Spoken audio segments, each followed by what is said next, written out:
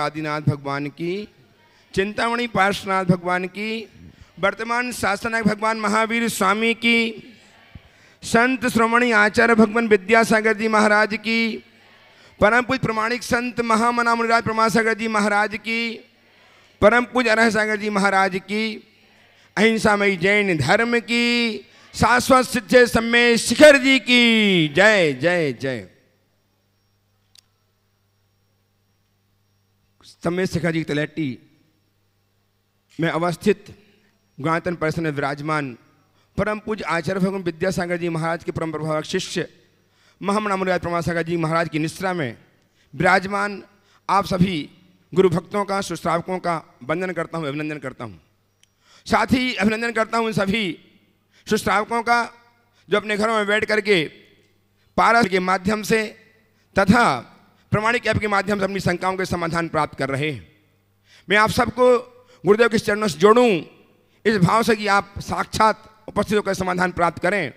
उसके पूर्व मैं चाहता हूं कि गुरुदेव का वरद हस्त हमें आशीष के रूप में प्राप्त हो। अतः मेरे साथ उच्चारें, नमोस्तु महर्षि, नमोस्तु महर्षि, नमोस्तु महर्षि। धर्म और संस्कृति का सजा भव्य वितान कदम मिलाकर बह चले धर्म और विज्ञान।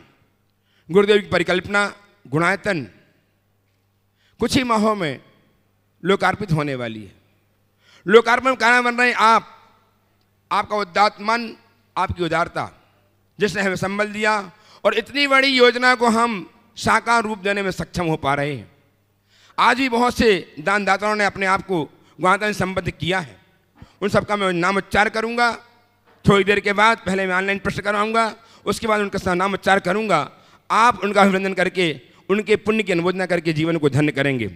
आज महाराज श्री इस कार्यक्रम को कुछ ऑनलाइन प्रश्नों के माध्यम से प्रारंभ करना चाह रहा हूं, आपका आशीर्वाद चाहते हुए। रमेश जी गुप्ता, रमेश जी गुणमाला जी काला, हैदराबाद, आपके चरणों में बारंबार नमोस्तु करते हुए जानना चाहते हैं कि गुरुदेव, जीवन में कर्म और किस्मत का रिश्ता बड़ा अजीब है। कभी कोई कितनी ही मेहनत करके भी कुछ हासिल नहीं कर पाता और कभी कोई थोड़ी सी मेहनत में ही आसमां की ऊंचाइयों को पा जाता है। गुरुदेव, मेरी शंका यह है कि कर्म और किस्मत में कौन बड़ा है? कर्म और किस्मत में कौन बड़ा है? मैं तो इस झगड़े में पड़ने की जगह एक ही बात कहूँगा, मेरे किस्मत में क्या है ये मुझे पता नहीं, पर मेरा कर्म क्या है इसका मुझे हर पल पता होना चाहिए। और जो मनुष्य अपने कर्म, अपने लक्ष्य को अपने सम्मुख उपस्थित रख करके चलता है, वो अपनी किस्मत को भी बदल देता है। और जो केवल किस्मत के भरोसे बैठा रहता है, वो अकर्मण्य बनकर सब कुछ खो देता है। इसलिए केवल किस्मत के भरोसे न बैठें, कर्म करते चले करते चले करते चले। हाँ, कई बार ऐसा होता है कि काफ़ी श्रम करने के बाद भी वांछित परिणाम नहीं मिलता और चित्त अधीर हो उठता है। उस समय किस्मत को याद करे और सोचे कि शायद मेरी किस्मत मुझसे कुछ और कर्म कराना चाहती है, मुझे और करना है, और करना और करना, अपना उत्साह बरकरार रखें। गुरुदेव उत्सव सूला अहमदाबाद से अशोक कुमार गांधी बारंबार नमोस्तु करते हुए जानना चाहते हैं, गुरुदेव, कहा गया है कि मन की बात कह देने से फैसले हो जाते हैं और मन की बात मन में रखने से फासले हो जाते हैं। गुरुदेव, शंका मेरी यह है कि हमें मन की बात किससे करनी चाहिए और किससे नहीं करनी चाहिए? बहुत अच्छा वाक्य है, मन की बात कह देने से फैसले हो जाते हैं और मन की बात मन में रखने से फासले हो जाते हैं। आपने पूछा है कहाँ कहना चाहिए और कहाँ नहीं कहना चाहिए। मैं इस बात को दूसरे संदर्भ में लूँ, जहाँ कहने से फैसला हो वहाँ कह दो, और जहाँ सहने से फैसला हो वहाँ सह लो। अगर कहने से फासला बढ़े तो चुप रहो, और सहने से फासला मिटे तो सह लो। बहुत बढ़िया। परम पूज्य गुरुदेव निधि जैन इंदौर से आपके चरणों में बारंबार नमोस्तु करते जानना चाहती हैं। वे कहती हैं, गुरुदेव आपने बताया कि अगर पति पत्नी के बीच रोज के होने वाले झगड़े खत्म करना है तो किसी ना किसी को सामंजस्य बनाना पड़ेगा, परंतु अगर सामंजस्य बनाकर भी रोज अनमन हो रही हो किसी न किसी बात पर, ऐसे में घुटन सी होने लगती है और रिश्ता भी खराब हो जाता है। महाराज श्री, रिश्ते को एक ही व्यक्ति निभा रहा हो, दूसरे को रिश्ते की कोई परवाह ही नहीं हो, तो मेरा प्रश्न यह है कि इस परिस्थिति में क्या पूरा जीवन सामंजस्य बनाए रखना पड़ेगा? मेरा तो ये कहना है कि अगर सामंजस्य के बाद भी ऐसा लग रहा है कि बन नहीं रही, इसका मतलब सामंजस्य नहीं बना। सामंजस्य का मतलब क्या है? टकराव मिटा देना, सुलह हो जाना, समरसता आ जाना, एक दूसरे की समझ विकसित हो जाना। यदि ऐसा है तो सामंजस्य है, और नहीं है तो सामंजस्य कहाँ? तो अगर कह रहे कि सामंजस्य बनाने के बाद भी ऐसी स्थिति हो रही है, इसका मतलब अभी सामंजस्य नहीं बना और आपको अपने सामंजस्य का पुनरीक्षण करने की ज़रूरत है। एक बात मैं ज़रूर कहना चाहूँगा, अगर एक आदमी समझदार हो तो लड़ाई अपने आप शांत हो जाती। सामने वाला लड़ना चाहे और आप चुप रहो तो कब तक लड़ाई होगी? पर जब आप भी उसमें शामिल हो जाओगे तो लड़ाई कभी मिटेगी नहीं। किसी एक को शांत रहने का अभ्यास बनाना चाहिए और अपनी सहन शक्ति को उसकी अंतिम सीमा तक बरकरार रखना चाहिए। गुरुदेव श्रीमती कमलाबाई दीनानाथ जैन मंडी बामोरा आपके चरणों में बारंबार नमोस्तु करते हुए एक आत्मिक प्रश्न प्रस्तुत कर रही हैं। द्रव्य की पर्यायें क्या सत्ता में बनी रहती हैं या नष्ट हो जाती हैं? देखिए, संभावनात्मक पर्याय रहती है, प्रकट में केवल वर्तमान पर्याय रहती है। ऐसा मत समझना कि सिनेमा की रील की तरह सारी पर्याय द्रव्य के अंदर है जो एक के बाद एक आ रही। पर्याय योग्यताएं द्रव्य में होती है जो सामने आने वाले निमित्तों के अनुरूप प्रकट हो जाती है। यदि हम ये कहें कि सब जो होना है हमारा भविष्य में वो सब हमारे अंदर पहले से रील की तरह बैठा हुआ है, ये बात ठीक नहीं। हमारे अंदर अनंत पर्यायी योग्यताएं हैं और वह सारी योग्यताएं सामने उपस्थित निमित्तों के अनुरूप प्रकट होती है। जैसे आप सभी मेरी बात को बड़ी गंभीरता से सुन रहे हैं, इस समय आपके अंदर कई तरह की योग्यताएं हैं। अभी जहां आप मेरी बात को गंभीरता से सुन रहे हैं, यदि मैं कोई आश्चर्य करने वाली बात बता दूं, आश्चर्यकारी बात बताऊं, तो आप चकित भी हो सकते हैं। आप पर यदि कोई आक्षेप लगा दूं तो आप चौंक भी सकते हैं। कोई भयावनी बात सुना दूं तो डर भी सकते हैं, और एक जोक सुना दूं तो आप खिलखिला भी सकते हैं, है ना? या कोई दुखपूर्ण संवाद सुना दूं तो आप आंसू भी बहा सकते हैं। अब आपका गंभीरता से सुनना, चकित होना, चौंकना, डरना, हंसना, दुखी होना, ये सारी योग्यताएं आपके अंदर है। पर प्रकट कैसे हो रही है? जैसा निमित्त सामने आ रहा है। एक द्रव्य में अनंत शक्ति होती है और उसकी अनंत पर्याय योग्यताएं होती है, पर उनकी अभिव्यक्ति सामने आने वाले निमित्तों के अनुरूप होती है। एक पर्याय प्रकट होती है और उस समय शेष पर्यायें नष्ट हो जाती, अप्रकट रहती। समझ गए? तो इसे इसी संदर्भ में समझना चाहिए और इसी रूप में देखना चाहिए। गुरुदेव आसाम के सिलचर से श्रीमान नवीन जैन आपके चरणों में कोटिशः नमोस्तु अर्पित करते हुए जानना चाहते हैं कि गुरुदेव, जिंदगी में कुछ परिस्थितियां ऐसी बन जाएं जहां बहुत सी चीज़ों का अभाव होता है, फिर भी लोग अपने ऐशो आराम को नहीं छोड़ते। वह यह बोलते हैं कि यह आदत में है, छूटेगी नहीं। तो गुरुदेव, परिस्थितियां चाहे कैसी भी हों समझते क्यों नहीं?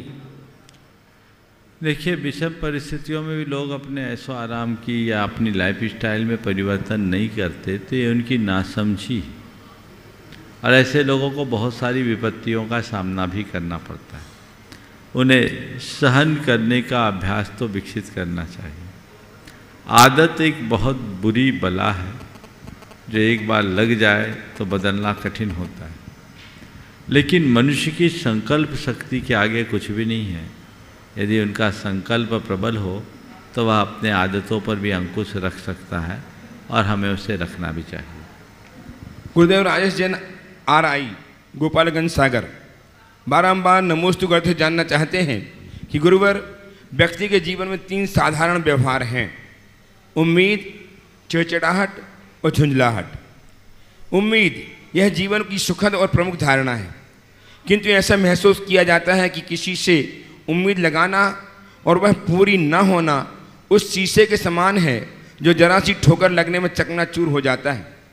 यह परिणाम उन दोनों व्यवहारों चिड़चिड़ाहट और झुंझलाहट को जन्म देता है, जो दुर्व्यवहार में परिणत हो जाते हैं।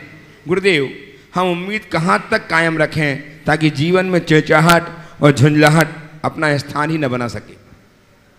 उम्मीद, चिड़चिड़ाहट और झुंझलाहट बिल्कुल ठीक बात है। जब हमारे उम्मीद खंडित होती है तो चिड़चिड़ाहट और झुंझलाहट आती है, और उसका प्रभाव हमारे व्यवहार में दिखाई पड़ता है।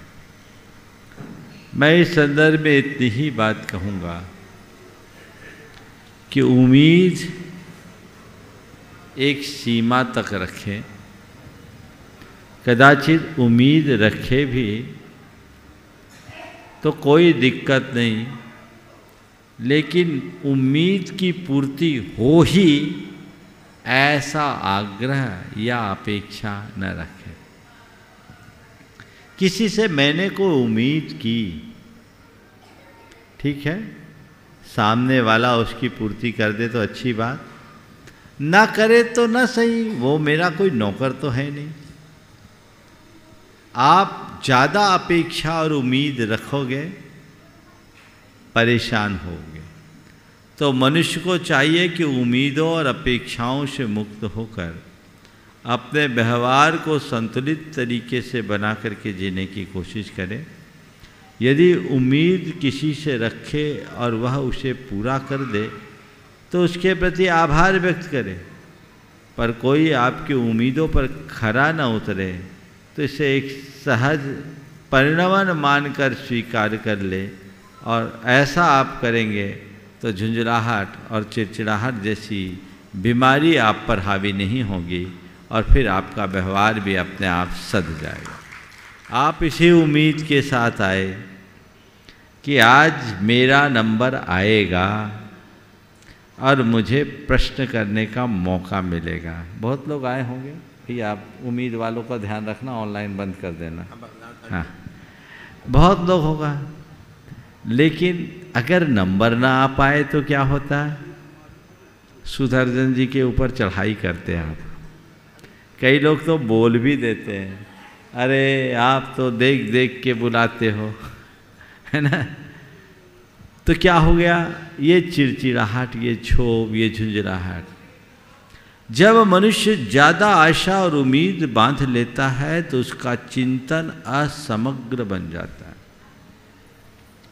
वह केवल अपने स्तर पर सोचता है, सामने वाले की स्थिति नहीं सोचता। आपने कहा मेरा नाम आ जाए, आपका प्रश्न भी अच्छे से चयनित हो गया, सेलेक्ट हो गया, क्योंकि वो छांटते हैं तभी मौका देते हैं।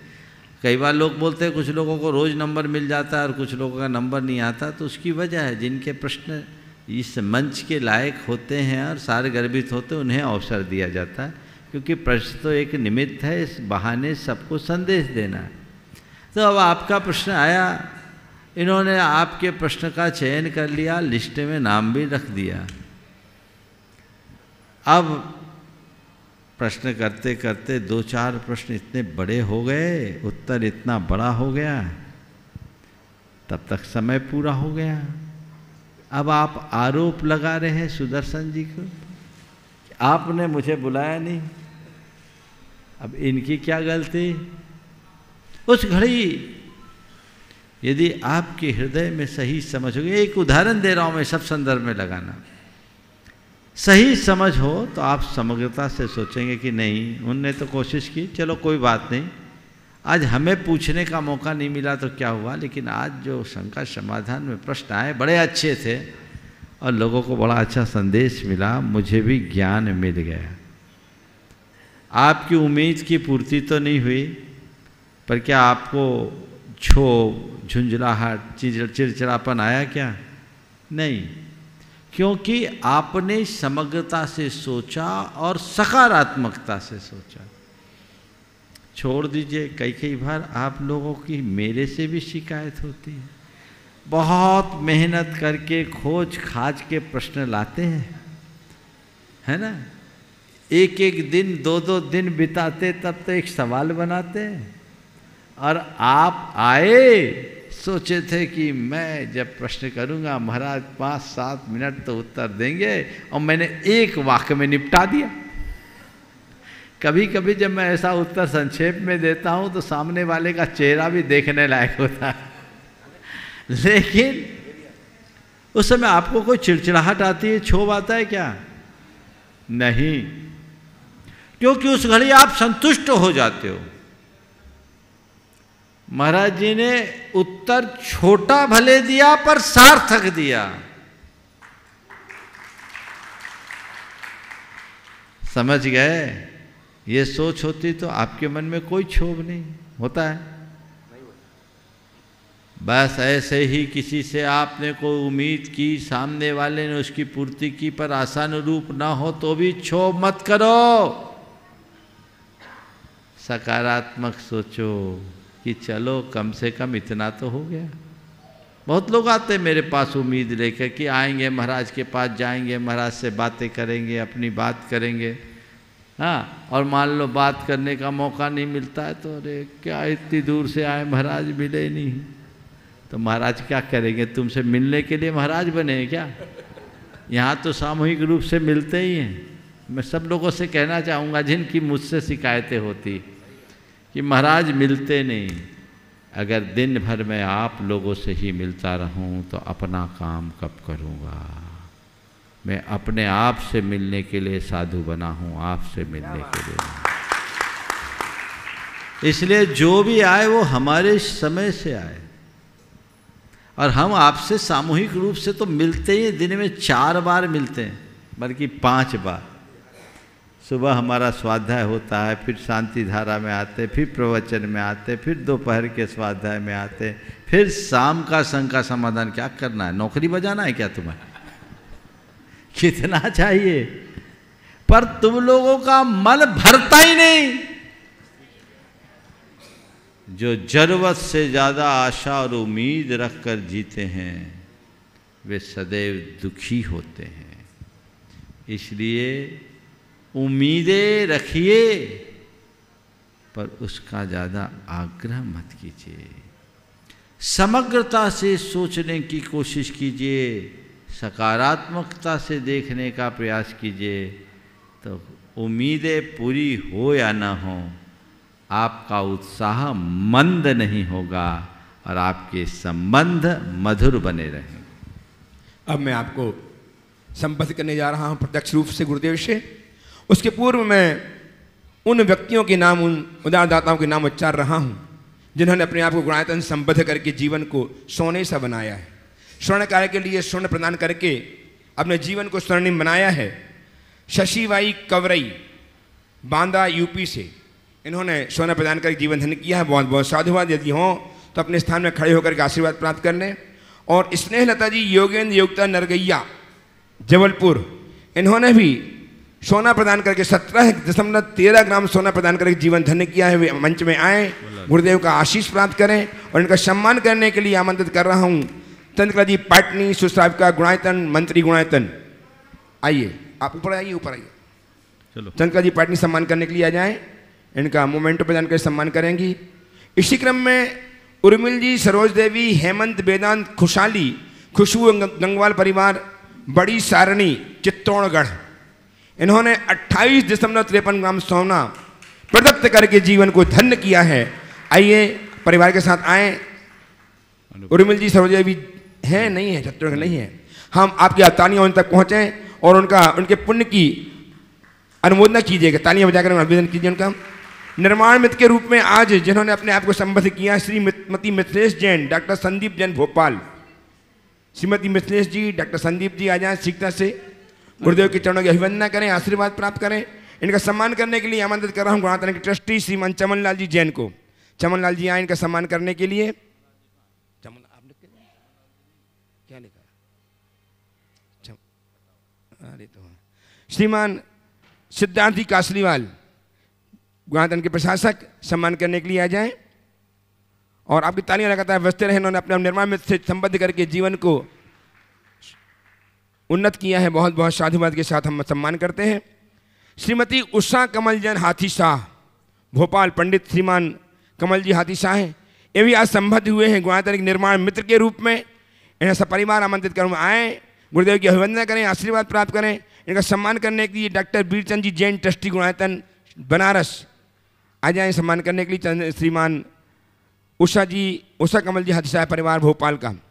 चलिए बस हो गए। और सूत्रधार के रूप में आज और निर्माण सारथी के रूप में ऑनलाइन जिन्होंने अपने आप को संबद्ध किया है उन तक हमारी तालियां पहुँचे। निर्माण मित्र से निर्माण साथी जो बने हैं, दिलीप बी बाकलीवाल, श्रीमती शशि बाकलीवाल रांची, बहुत बहुत साधुवाद के साथ हम उनके पुण्य की अनुमोदना करते हैं। सूत्रधार के रूप में आज अभी अभी जिनके भाव हुए doctor AK Jain, Shrimati Indira ji Jain, doctor Anshul Jain, Shrimati doctor Neha Jain, Prinsul Jain, Ankita Jain, MTech Samadhan अस्पताल बीना। जयेश जी, गुणातन ट्रस्टी जयेश जी, इनका सम्मान करने के लिए उपस्थित हों। तालियां लगातार बजती रहें। डॉक्टर AK जैन साहब ने अपने जीवन को धन्य किया है, अपने जीवन के सूत्र संजोए हैं गुणातन के साथ। आपकी तालियां इनका वंदन करती रहें लगातार। चलिए, आपका सम्मान हुआ, सम्मान कीजिए डॉक्टर साहब, एक मिनट आपका सम्मान कीजिएगा। श्रीमान कमल जी हाथी शाह, कमल जी उषा जी हाथी शाह भोपाल, इनका सम्मान और तालियां लगातार बजती रहें आपकी। इनके सम्मान में इनकी पुण्य की अनुमोदना हम करते रहें।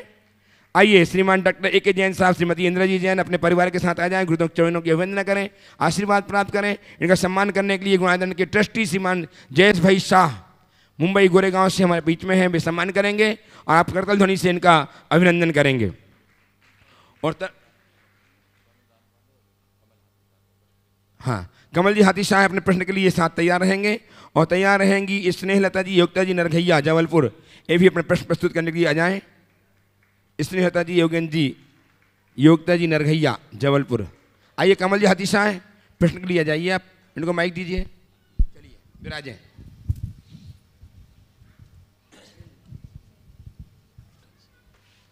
आइए कमल जी सीखता कीजिए। तैयार रहेंगे स्नेहलता जी योगेंद्र जी योगिता जी जैन। परम पूज्य प्रतिपल वंदनीय परम पूज्य श्री प्रमाण सागर जी महाराज, परम पूज्य मुनि श्री अरह सागर जी महाराज के पावन चरणों में मैं अपने हाथी शाह परिवार की ओर से और अयोध्या नगर जैन समाज की ओर से आपके चरणों में बारंबार नमोस्तु अर्पित करता हूँ। गुरुदेव, आपने जो किया उसके लिए मैंने 2 लाइन लिखी है कि जब बात चलेगी मुनियों की, जब बात चलेगी मुनियों की, युग तुमसे गौरव पाएगा, इतिहास तुम्हारे चरणों पर श्रद्धा से शीश झुकाएगा, श्रद्धा से शीश झुकाएगा। गुरुदेव, मेरा प्रश्न है, अभी वर्तमान में एक समस्या है जो सम्मेद शिखर जी से, वो प्रश्न मैं आपसे के सामने विशेष रूप से इसलिए रखता हूँ कि पूरा 135 देश तो आपकी बात को सुनते हैं और पूरा भारतवर्ष आप चाहे कोई भी निर्देश दें और आपके प्रवचन हो उसको पूरे लोग फॉलो करते हैं।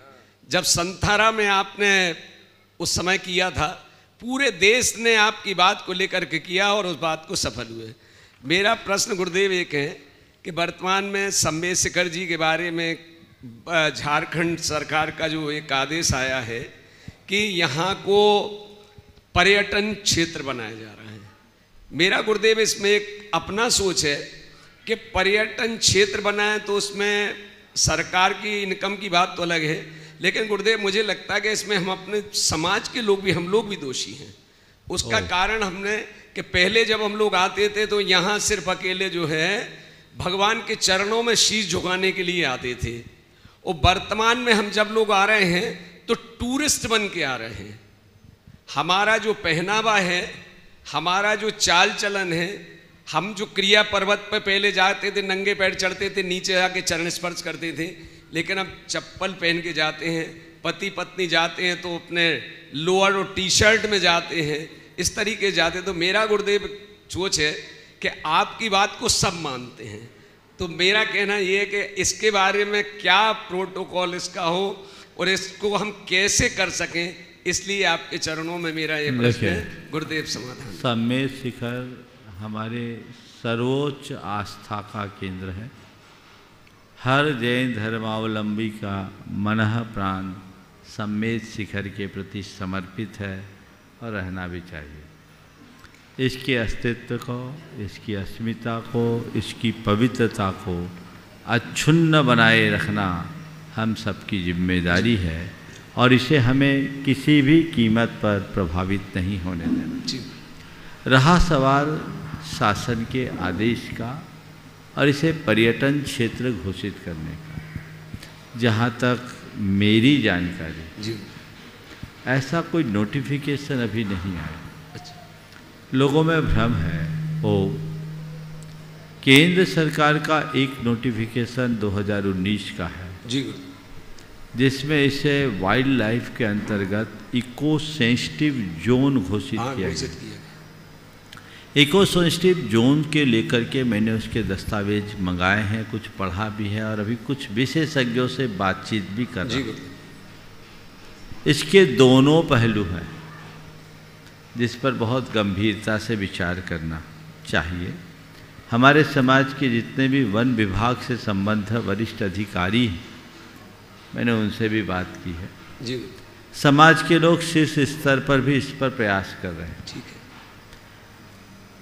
इस तरह की घटनाओं को सुनकर आंदोलित होना एक अच्छे लक्षण है कि समाज तीर्थ के प्रति जागरूक है, लेकिन तथ्यों को पूरी तरह जाने समझे बिना सीधे आंदोलित हो जाना हमारे समाज को नकारात्मक परिणाम भी दे सकता है। ठीक।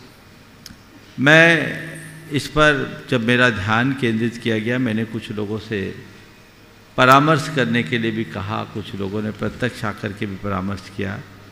मैं समाज के सभी लोगों से कहूँगा कि पहले इस पूरे की पूरे अध्यादेश को पढ़ा जाए, जो गजट नोटिफिकेशन उसे पढ़ा जाए और उसके परिणामों का मंथन किया जाए। ठीक। क्योंकि इको सेंसिटिव जोन घोषित करने का कुछ सकारात्मक पहलू भी है जो इस पर्वत की अस्तित्व को बचाने में कारगर बनेगी।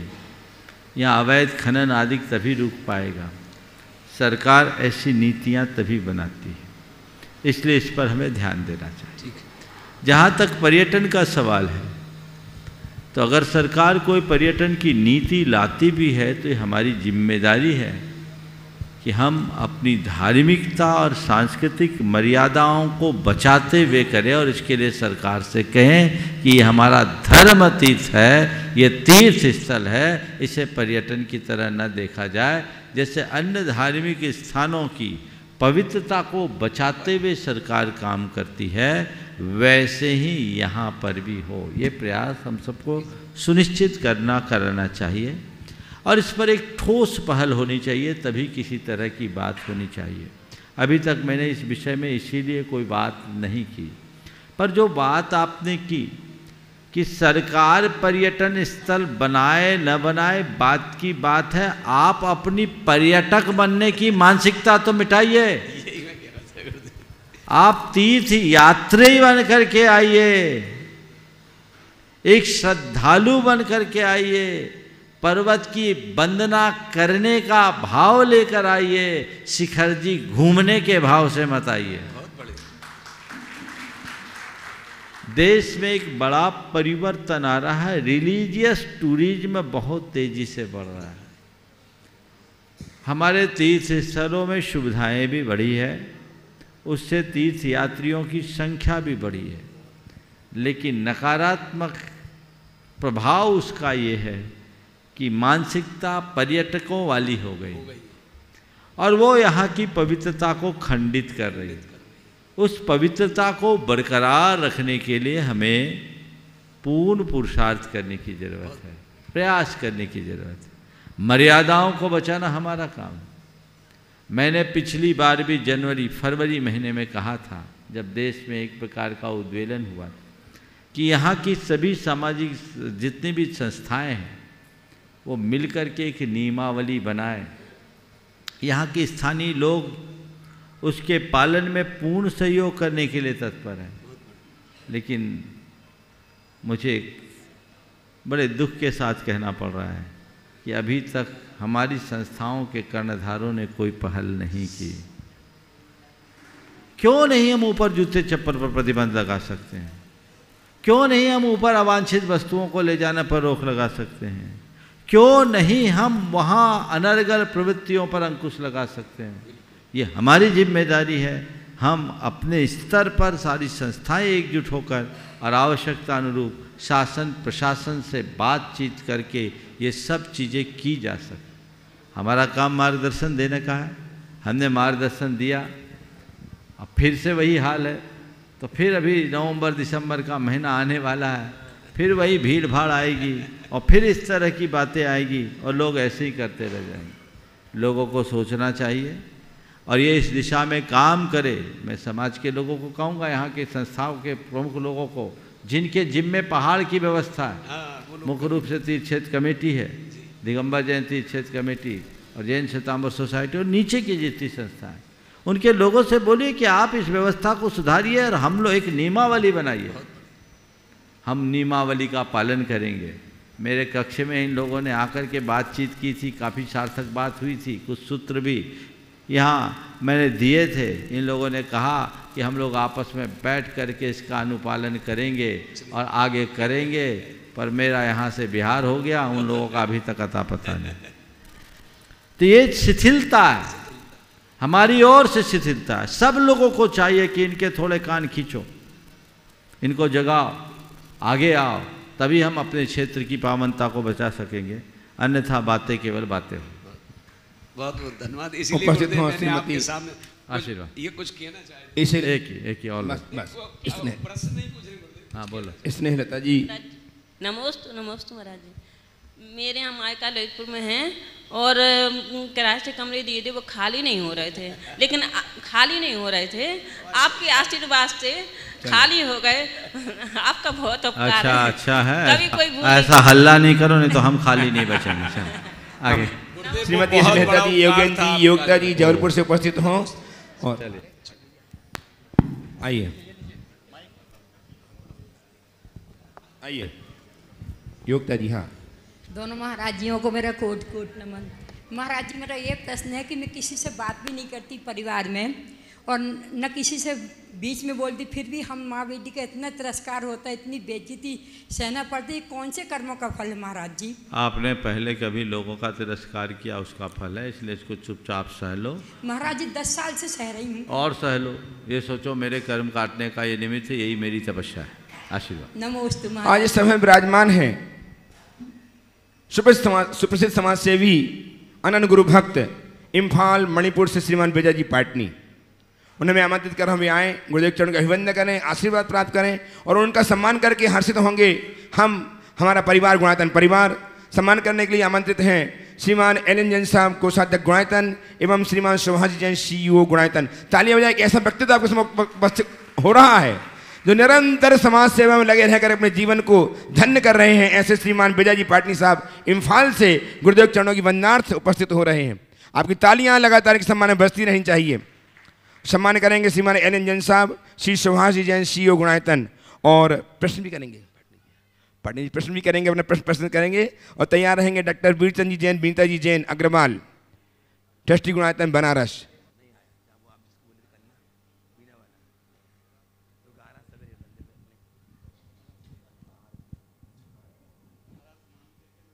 श्रीमान बेजा जी की पाटनी का सम्मान गुणायतन के श्रीमान CEO सुभाष जी एवं कोषाध्यक्ष एनएल जैन साहब कर रहे हैं। हम सब तालियां बजाकर इनके सत्कार्यों की वंदना करते हैं, सत्कार्यों की अनुमोदना करते हैं। लगातार ऐसे लगे रहें। सम्मान नहीं है विजय जी, आपको बांधा जा रहा है। और प्रश्न के लिए अपना प्रश्न प्रस्तुत करें। माइक दो, माइक। पाटिल जी प्रश्न नहीं। आइए डॉक्टर बीरचंद जी जैन, बीना जी जैन, अग्रवाल, बनास, ट्रस्टी गुणायत सीखता से आ जाएं। तैयार हैं डॉक्टर श्रीमान विमल कुमार जी जैन, गिरनार जी जैन, जबलपुर, अल्पसंख्यक लाभ और विशेषज्ञ एवं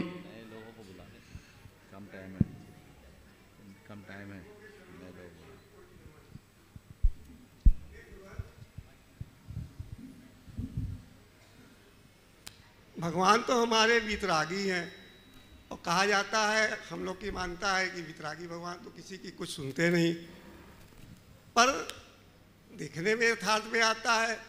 आज से नहीं, हजारों वर्ष से अनेकों, सीता अग्नि को पानी कर दिया, द्रौपदी, मानतुंग, शेष सुदर्शन, और तो और क्या, वर्तमान में ही आचार्य महाराज ने भगवान से भावना ही भाई होगी, चाहे सामने के भगवान हो चाहे अंदर के भगवान, भावना भाई, और इतनी बड़ी घटना हो गई।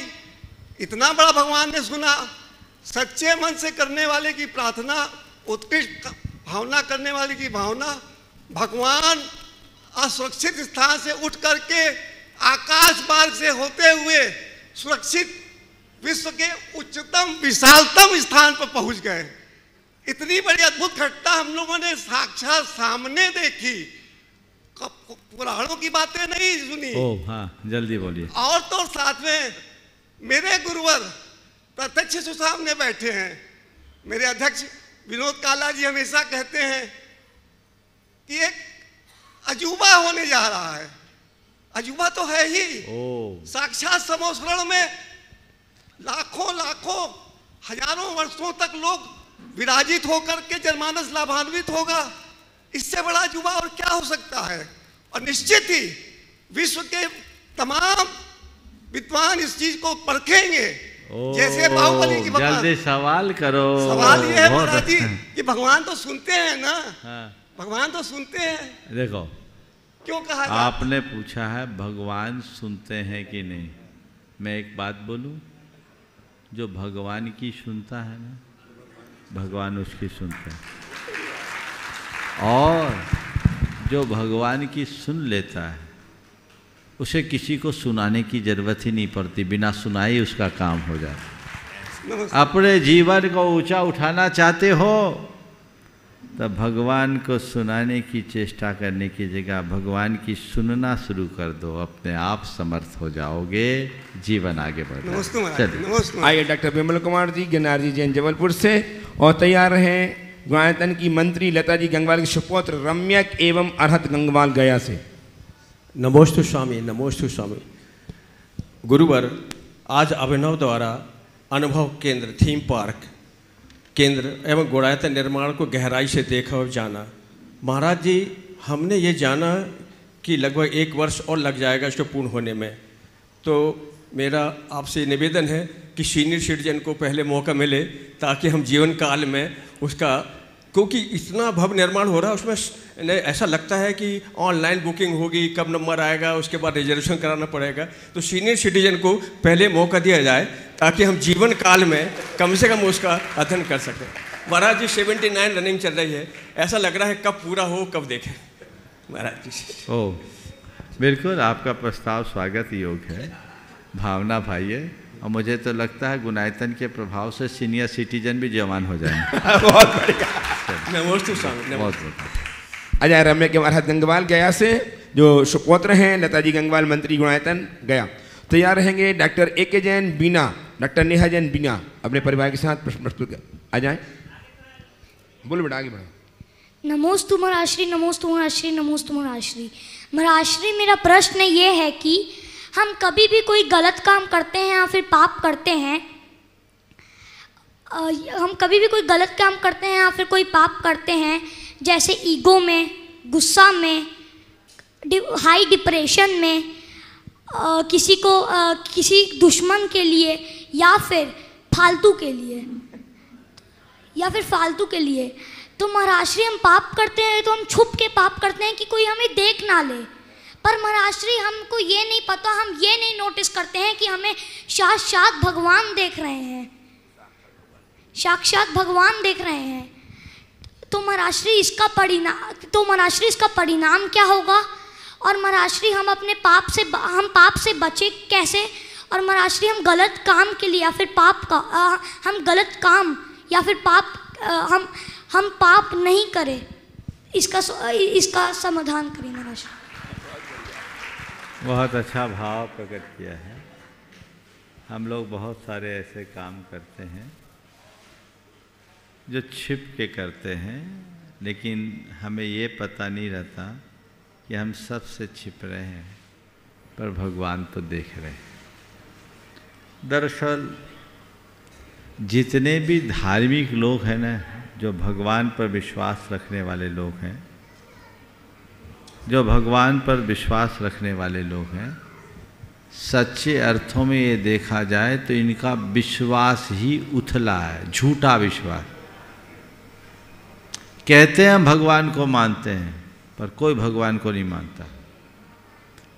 एक नास्तिक होता है जो हमें साफ साफ दिखता है और एक आस्तिक दिखता है, लेकिन एक तीसरा है जिसको बोलते हैं प्रच्छन्न नास्तिक, दिखता आस्तिक जैसा पर है नास्तिक। भगवान को ढोक भी लगाता है और ये भगवान को धोखा भी देता है। अरे जब तुम सच्चे अर्थों में भगवान को मानते हो और तुम्हारी दृष्टि में ये बात है कि भगवान है और भगवान सर्वज्ञ है, सर्वचक्षुष्मान है, तो तुम्हारे हाथ अपने आप कांपने चाहिए कि मैं सबकी आंखों से बच सकता हूँ, भगवान की आंखों से थोड़ी बच सकता हूँ। पर हमारी श्रद्धा ही उल्टी है। हम लोग एक गलत विश्वास में जीते हैं। मंदिर में पूजा पाठ करते हैं, अंत में विसर्जन करके भगवान से कहते हैं, भगवान तुम तो यहीं मंदिर में बैठो, हमारे साथ मत आओ, क्योंकि आप मेरे साथ आ जाओगे तो हमें बड़ी मुश्किल हो जाएगी। आप यहाँ इत्मीनान से रहो, हमने फर्स्ट क्लास व्यवस्था कर दी। सुबह आऊँगा, घंटी बजाऊँगा, आपको जगाऊँगा, आपको नहलाऊँगा धुलाऊँगा, आपकी पूजा अर्चा करूँगा और फिर चले जाऊँगा।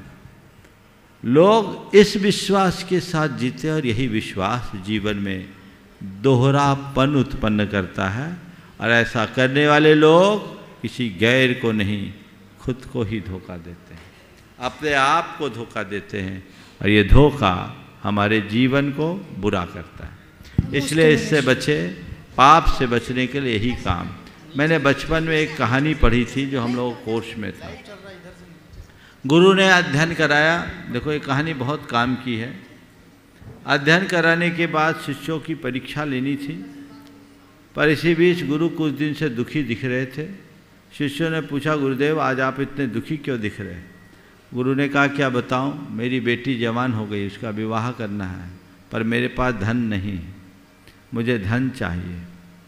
शिष्यों ने कहा, गुरुदेव हम सब आपके शिष्य, आपने पढ़ा लिखा कर हमें योग्य बनाया, इसमें राजकुमार भी हैं और नगर सेठ के पुत्र भी हैं, आप चाहो जितना धन हम आपको सौंप सकते हैं।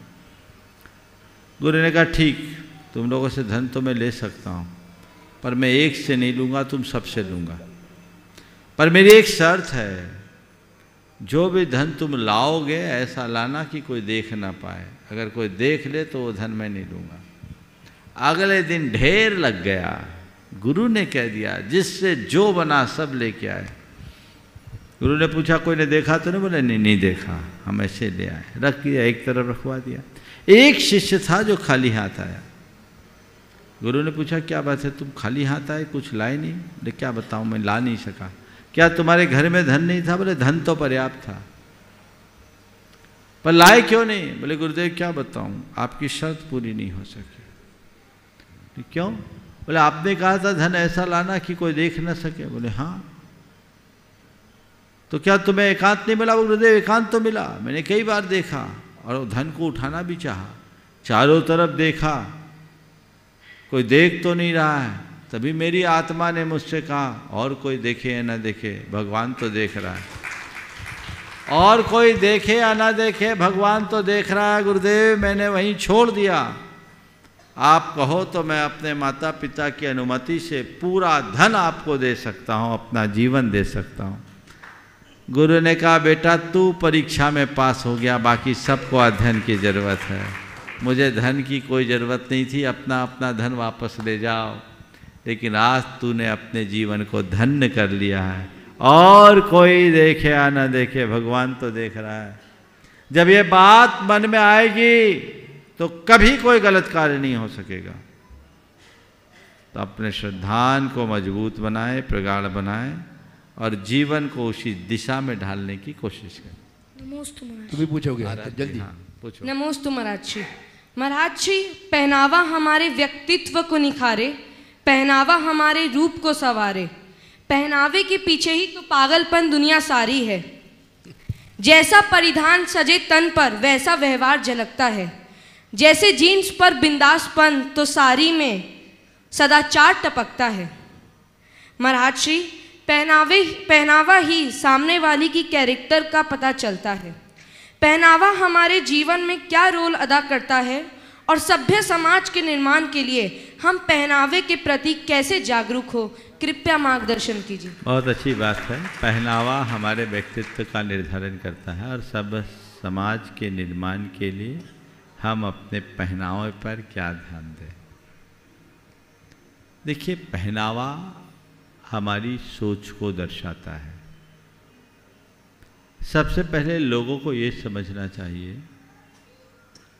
कि आप कपड़े क्यों पहनते हैं, तन को ढकने के लिए या तन को दिखाने के लिए? हाँ, किस लिए करते हैं बोलो तो। और हो क्या रहा है? जब प्रयोजन ही उल्टा होगा तो फूहड़पन तो आएगा ही आएगा।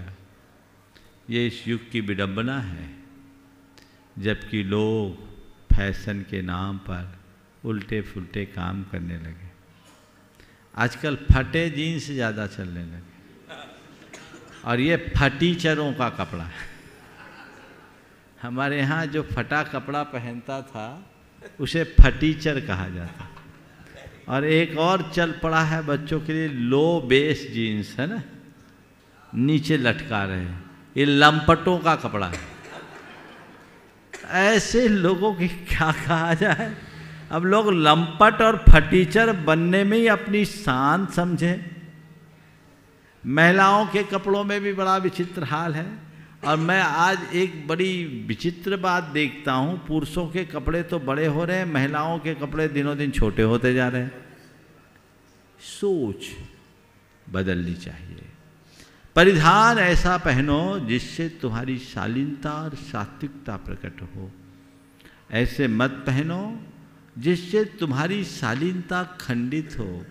क्या पहनना क्या नहीं पहनना ये तुम्हारा व्यक्तिगत चुनाव है। मैं उसके लिए तुम्हें बाध्य नहीं करना चाहता, लेकिन ये जरूर कहना चाहूँगा कि कम से कम हमें अपनी मर्यादा का ध्यान तो रखना ही पड़ेगा।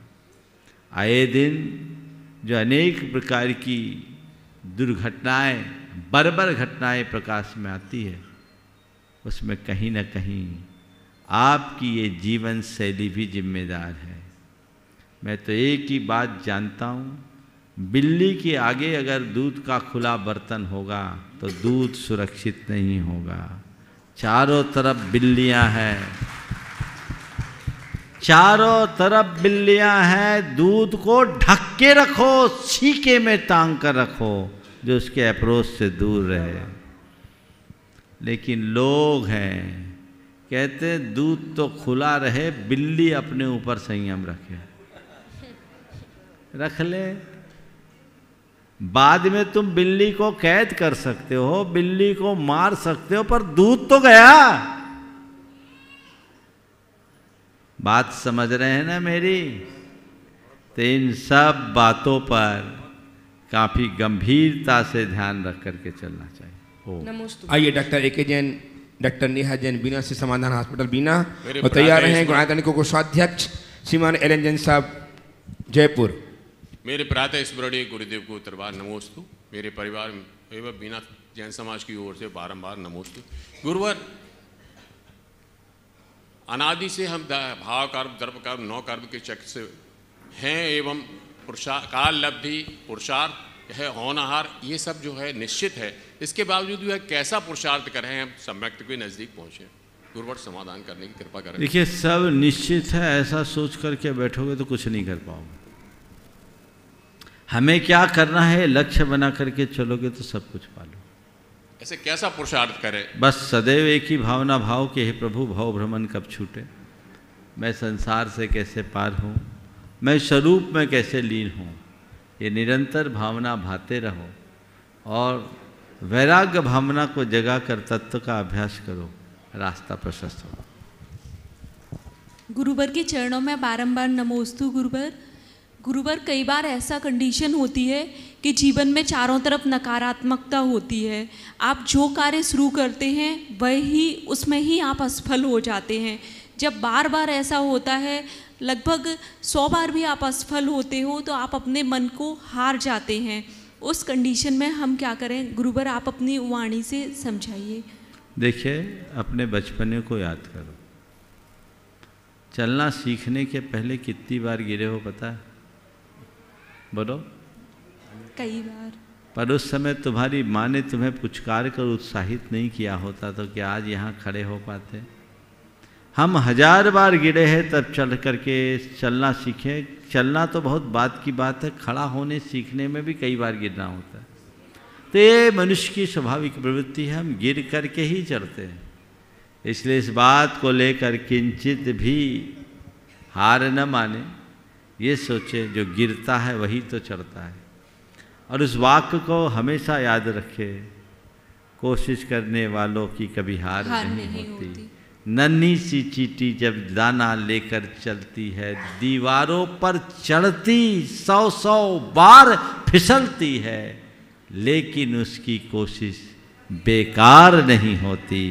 कोशिश करने वालों की कभी हार नहीं होती। बस ये वाक्य अपने जीवन का प्रेरणा वाक्य बना लो, रास्ता खुलेगा। गुरुद्वारा के कोषाध्यक्ष श्रीमान अनिल जैन साहब जयपुर से, और तैयार हैं सुश्री शान्या मेहरोनी एवं रिया जैन सागर। दोनों गुरुओं को सादर नमन। शान्या रिया पहुंच जाए। महाराज श्री, मेरी जिज्ञासा प्रबंधन से संबंधित है और ये प्रसंग रामायण से लिया हुआ है।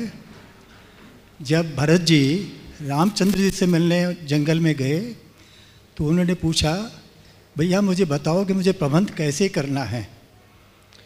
अन्य सब बातों के अलावा उन्होंने पूछा तो रामचंद्र जी ने वो जवाब दिया कि भैया प्रबंधन जो करता है उसका मुख वैसा मुख होना चाहिए, उसका मुख जो है मुख के समान होना चाहिए, जो खुद तो खाए। मुख फेस, हाँ। तो बोले जो आप खाएं वो अकेला खाएं, लेकिन आप दूर जो व्यक्ति होती हैं उनका पालन पोषण करता रहे। तो महाराज जी ये एक इसके बारे में जो है ना, इसका एक आपका वाक्य अस्पष्ट है। मुखिया जैसा चाहिए, क्या बोले आप? वाक्य क्लियर नहीं है। मुखिया का मुख हाँ ऐसा होना चाहिए जो खुद तो खाए, हाँ। पता लगे कि वो खुद खा रहा है, लेकिन दूसरों का पालन पोषण करता रहे, ऐसा है। अच्छा, इसका आशय ये स्पष्ट हो रहा है कि मुंह मुंह खाता है और शरीर पुष्ट होता है। क्या कह रहा हूँ? आपके शायद भाव मुझे ये समझ में आ रहा है। खाता मुंह है और पुष्ट शरीर होता है। शायद आप यही कहना चाह रहे हैं कि प्रबंधन को ऐसा करना चाहिए, वो खुद के लिए जो भी करे उसका परिणाम सबको मिले। शायद यही कहना चाह रहे हैं। दूसरों का पालन पोषण भी होता रहे। वही तो बोल रहे हैं। मुखिया, हाँ मुख से, हाँ